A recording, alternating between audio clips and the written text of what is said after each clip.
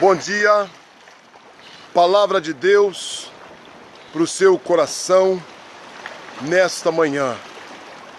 Que a graça de Deus possa repousar sobre a sua vida neste momento de reflexão da palavra de Deus. E aconteceu que, se passado alguns dias, o ribeiro secou, porque não havia chuva sobre Israel. Queridos ouvintes, esse texto da palavra de Deus, ele narra uma das histórias mais lindas do Antigo Testamento. Quando Deus chama o profeta Elias para ser um vaso nas mãos dele. Diz a Bíblia que Deus não quer saber da sua família, não quer saber do seu contexto familiar, não quer saber da sua cultura. Deus quer saber se Elias tem um coração voltado para cumprir o seu chamado. E nos tempos do profeta Elias, 90% da população de Israel se encontrava desviada dos caminhos do Senhor. Eles adoravam um Deus chamado Baal, que eles criam que era o Deus da chuva, o Deus da agricultura. E naquela época, Acabe, que era o rei de Israel, junto com sua esposa Jezabel, eles profanaram o templo de Deus. Eles espalharam o culto a Baal em toda a nação de Israel.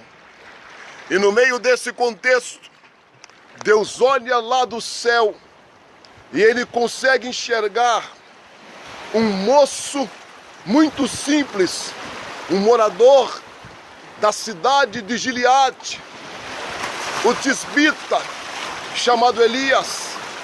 E quando Deus chama este moço para confrontar o sistema religioso da época, o sistema que estava operando em Israel, a idolatria, o ocultismo, a feitiçaria e o culto a Baal.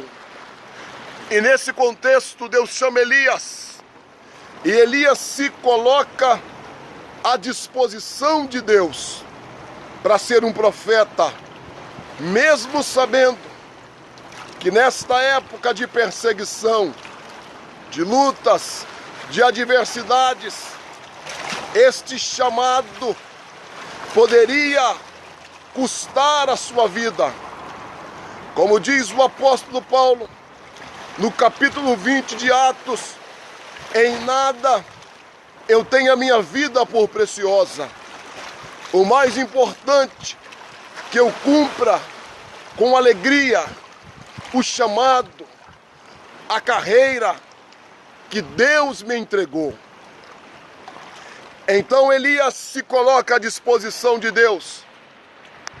E diz a Bíblia que ele chega diante do rei Acabe e ele profetiza assim e disse: tão certo como vive o Senhor, Deus de Israel, que perante cuja face eu estou, que nestes dias nem chuva e nem orvalho haverá, segundo a minha palavra.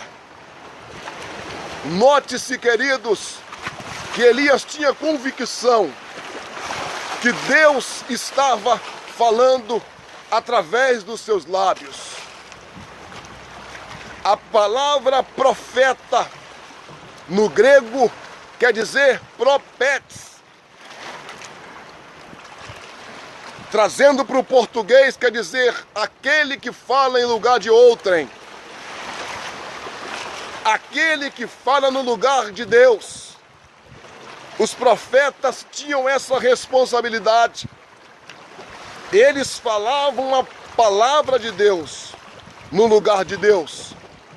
Então Deus simplesmente cumpre com a palavra que Elias liberou dos seus lábios. Porque a Bíblia diz que Deus vela sobre a sua palavra para se cumprir. Porventura, falaria Deus e não cumpriria? Deus não é homem para que minta, nem filho do homem para que se arrependa. A palavra de Deus saiu dos teus lábios, então ela tinha que ter um cumprimento. Isaías diz que tão certo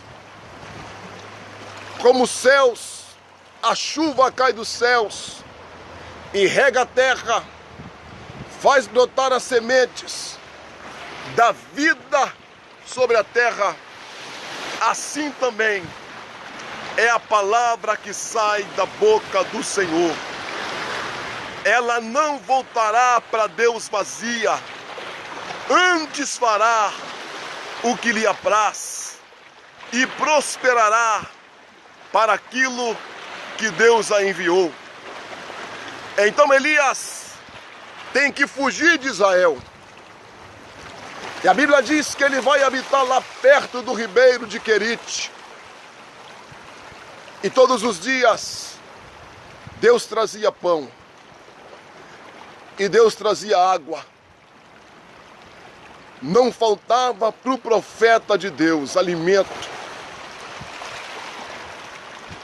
Ele não morria de sede, porque ele bebia do ribeiro de Querite. Todas as manhãs e durante a tarde, Deus trazia os corvos para sustentar o profeta que foi vocacionado por Deus. Todo aquele que é chamado por Deus, todo aquele que foi vocacionado pelo Espírito de Deus, primeiro Deus chama, segundo Deus unge, terceiro Deus capacita, quarto Deus envia e quinto Deus supre as suas necessidades. Então Elias ali está, sendo alimentado por Deus. Mas diz a Bíblia Sagrada que passando alguns dias o ribeiro secou, porque não havia chuva sobre Israel. E o que fazer quando o ribeiro na sua vida secar? O ribeiro secou. E diz a Bíblia que Elias não se desespera. Não se desespera porque ele sabia que Deus o tinha separado, que Deus o tinha chamado. Não se desespera porque o socorro vem de Deus. A Bíblia diz que Deus é nosso refúgio e fortaleza, socorro bem presente na angústia, pelo que não temeremos. A Bíblia diz: buscai o Senhor enquanto se pode achar, invocai-o enquanto ele está perto. Elias está aguardando a direção de Deus. Quem sabe você que está me ouvindo neste momento, você olha para a sua vida e não vê mais saída, porque o ribeiro secou, porque o lugar do seu suprimento secou, porque o lugar da sua provisão secou, porque a sua alma está seca, não sente mais a presença de Deus, não sente mais a unção de Deus, não sente mais o prazer de servir ao Senhor. O seu ribeiro secou.